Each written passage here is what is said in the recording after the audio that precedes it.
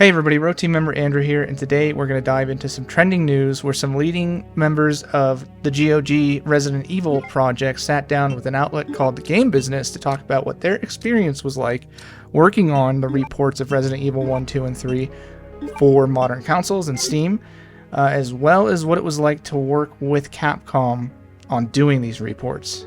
So let's see what they have to say.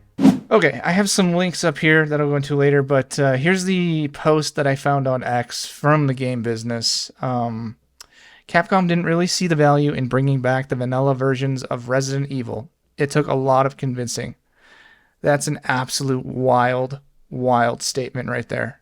That's crazy. All right, let's take a look at the link. I skimmed through this earlier. If you want to watch this video, it also sums up what they said at about the 5:30 mark, if you want to check that out.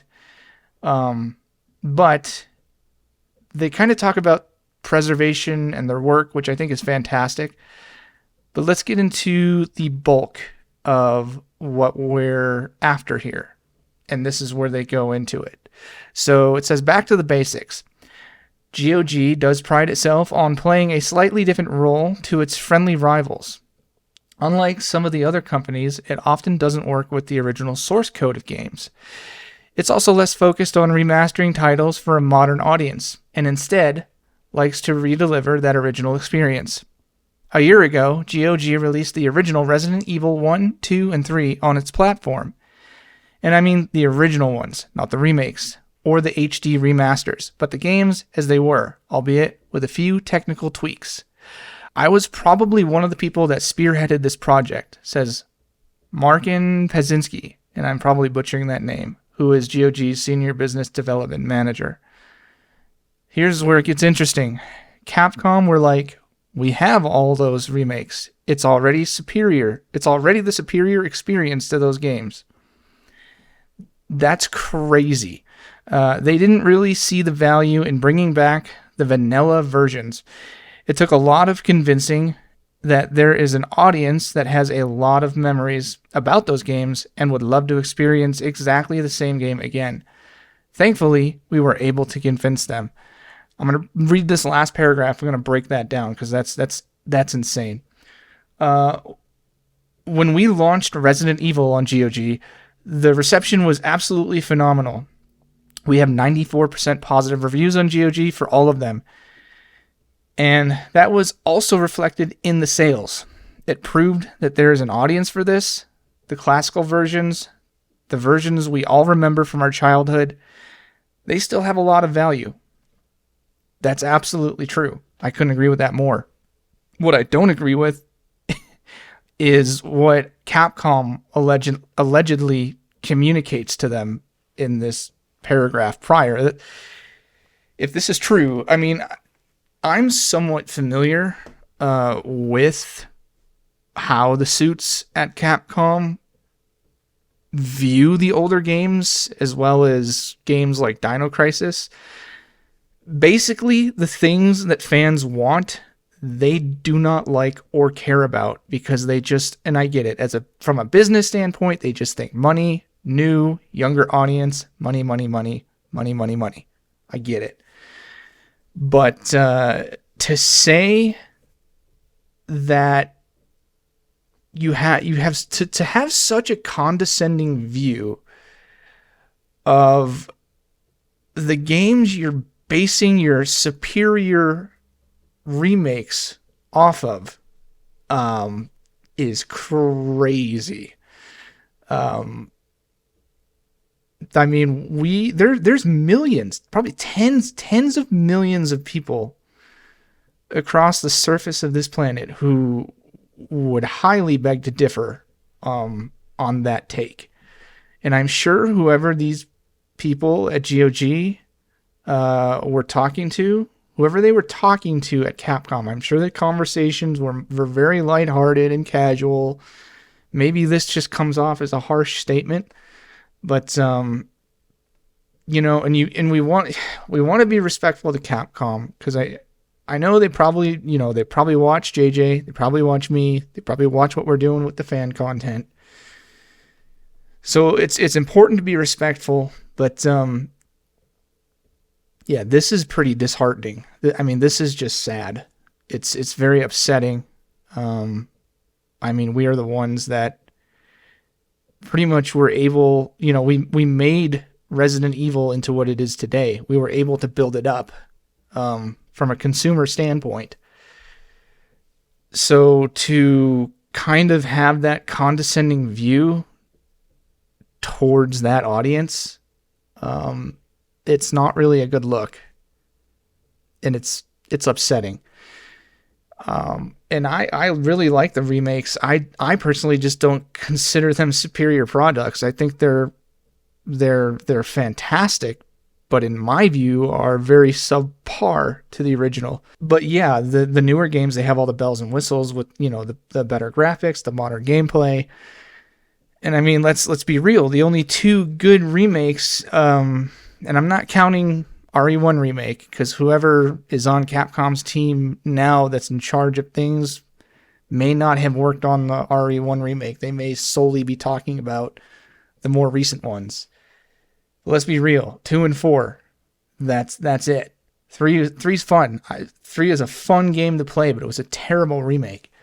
Um, but yeah, I would say in a lot of people's views, they might have a differing opinion that these are subpar remakes compared to the originals. So, I find myself going back to play the originals way more than I do the remakes. It's just to me, it's a far superior game in terms of storytelling, because they do cut a lot of content out in these newer games. Storytelling, atmosphere, music. The music is like what touched your soul with these games. I mean, one thing it seems like they fail to understand as well, and I get it, suits, money, it's all they think about, is how much of an impact these games left on all of our lives, and how embedded these games are into our soul, from having played them for so many years. It's crazy. I mean, these games impacted so many people that still continue to buy your products. You know, a lot of people who played the older games really do like the remakes, and they buy them from you. So it's sad to see. It's very disheartening. This may come off harshly worded by this publisher.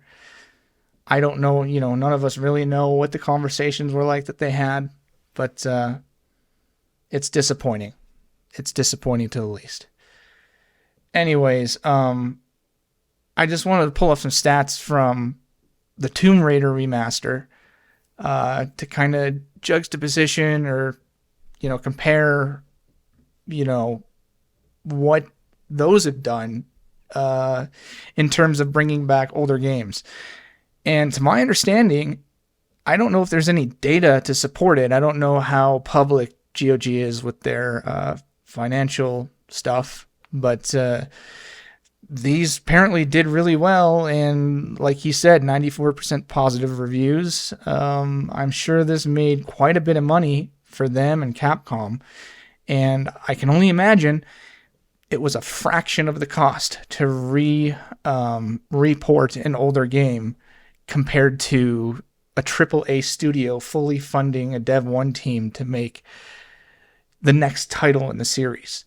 So you're probably, you probably have a really good ROI. And again, to make a comment like that is just crazy.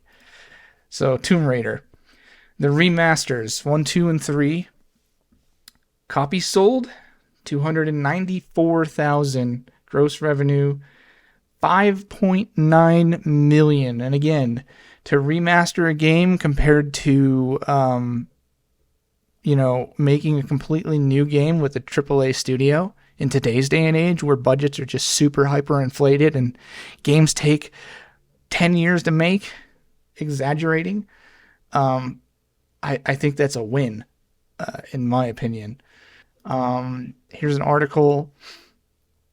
by Games Radar, Tomb Raider series has sold 100 million copies and is now getting 3 more remasters. So this was written before the remaster of 4, 5, and 6. But our friend Alex Anil, pretty good source, pretty good friend of the channel's.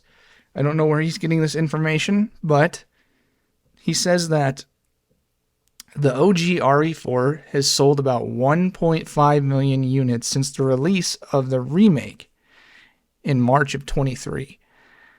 So clearly there's a lot of value in these older games that we all grew up and have come to know and love. So anyways, that's my thought. I would personally love to see an HD remaster at some point of 1, 2, and 3. I'm glad that it got ported over.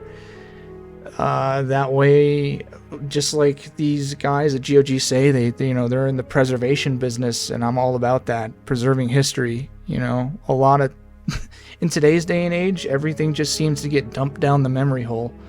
So it's good to see someone out there really putting it forth to preserve pieces of history and, allow the next generation to enjoy these games as much as we have without brushing it under the rug. And, that's kind of like why I do what I do here with the Residents of Evil. Greg, Eric, Charlie, and Linda, as you know, have largely gone unknown for the better part of 28 years. And only till now, people are really getting to know who they are. It'd be nice if we had a bigger platform like Capcom, and you would think Capcom would be able to introduce them more to the world.